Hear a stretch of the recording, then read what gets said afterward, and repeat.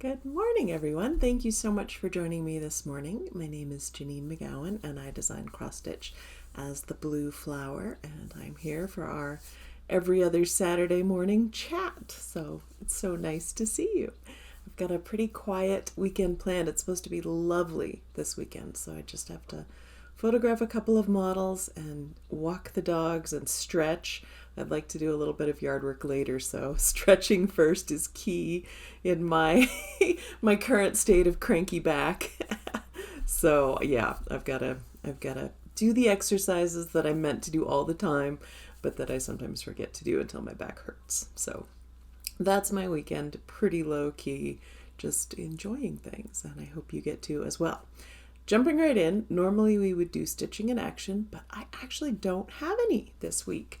So for those of you who may be new, Stitching in Action is where I share if you've stitched a blue flower design. I would love to share it here and on the website. And if you're looking at a blue flower design and you want to see some of the options, you can pop on over to the Stitching in Action page on the website and see what other stitchers have done to make the design their own. So hopefully next video I'll have some.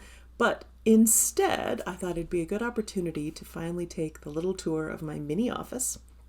And I've been putting it off until everything's done and clean, and that just never happens. So you're seeing it as I live in it with a little bit of clutter and things not quite the way they're meant to be ideally. There's no curtain on the window, there's no curtain in the closet, but it'll all get done in time. So I'm going to stop here, give you a minute to take a look around, and then I will be right back.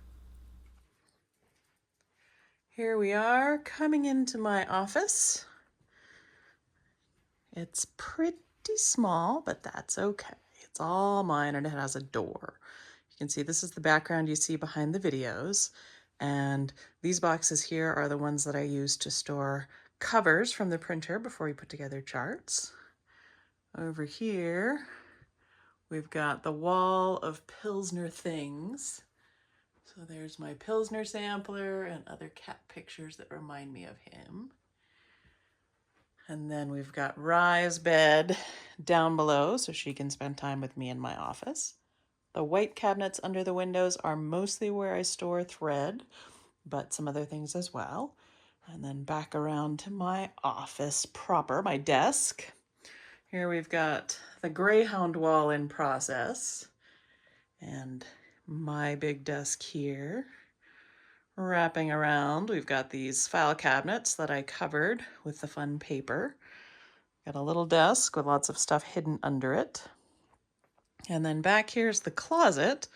I actually have a big curtain. We had to take the doors off to fit everything in here, but I've got a big curtain for this, but I haven't put it up yet. So lots of storage in here, all the fun stuff. And these drawers here are mostly full of fabric. So we don't have a shop locally. When I need to get some fabric, I go to the drawers and start pulling out everything that I might need.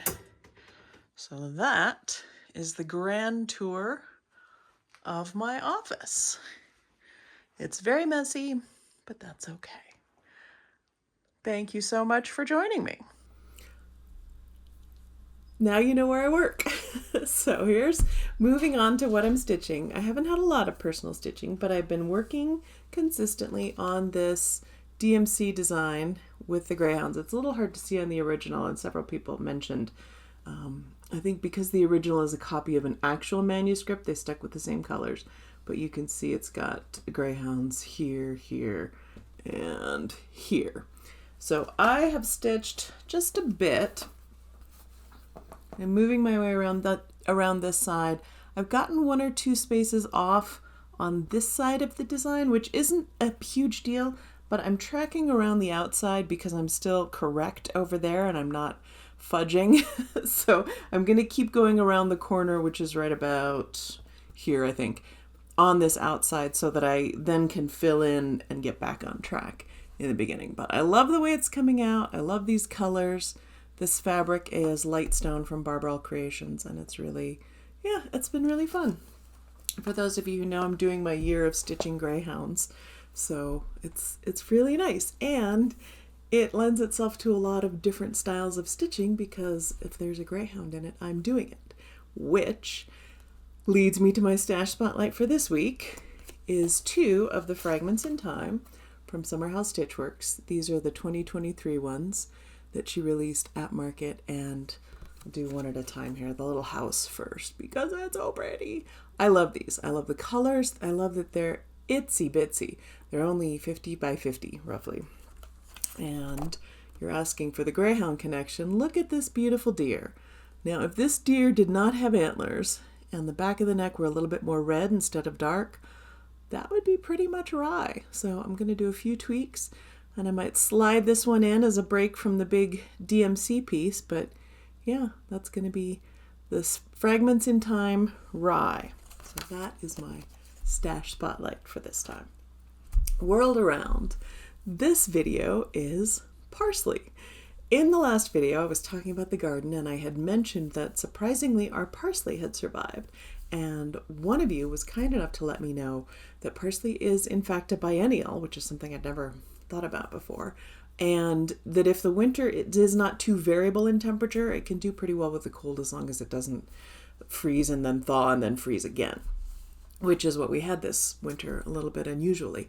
But that means that this summer it's going to be doing its very best to seed, so I'll have to keep an eye on that. But yeah, I thought I would take the opportunity to learn more about parsley since I know so very little. And I was really interested to find that parsley dates back 2 millennia to ancient Greece, where it was not treated as a culinary herb, but actually as a religious herb. It was sacred. The legend was that it came from the spilled blood of, I'm going to have to look this up, Archimedes. I don't know if I've pronounced that correctly, but it was used in rituals, and then fairly quickly after, the Romans began using it for honestly just about everything. It was crowning athletes after a successful competition.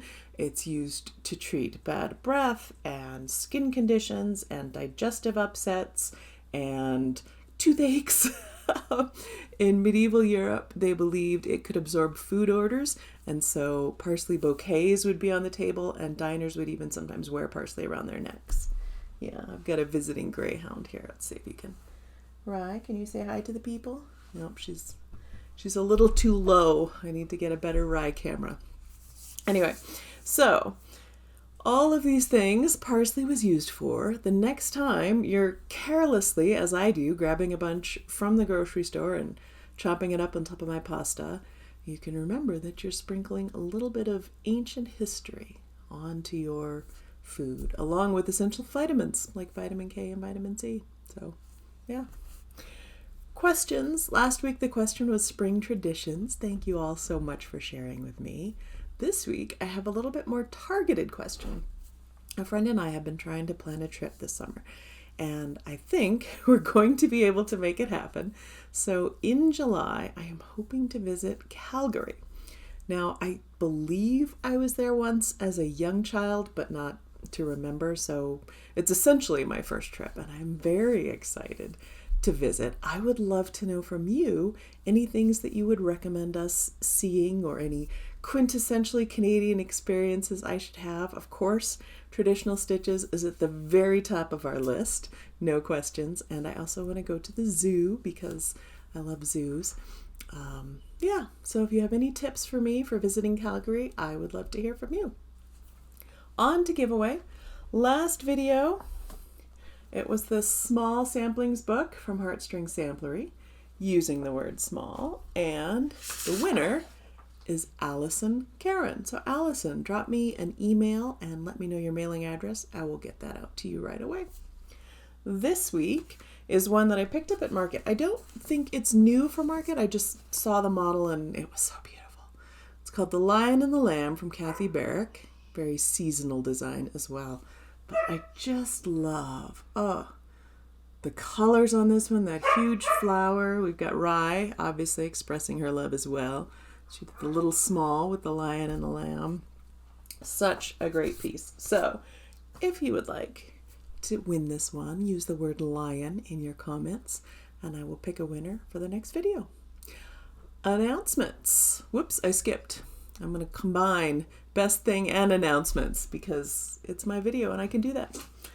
the best thing this week is the sneak peek of the camping sampler, which is called Camping Sampler because it doesn't have a name yet. If you have any great ideas, feel free to drop those in. Otherwise, I'll have to do what I always do and ask Stephanie.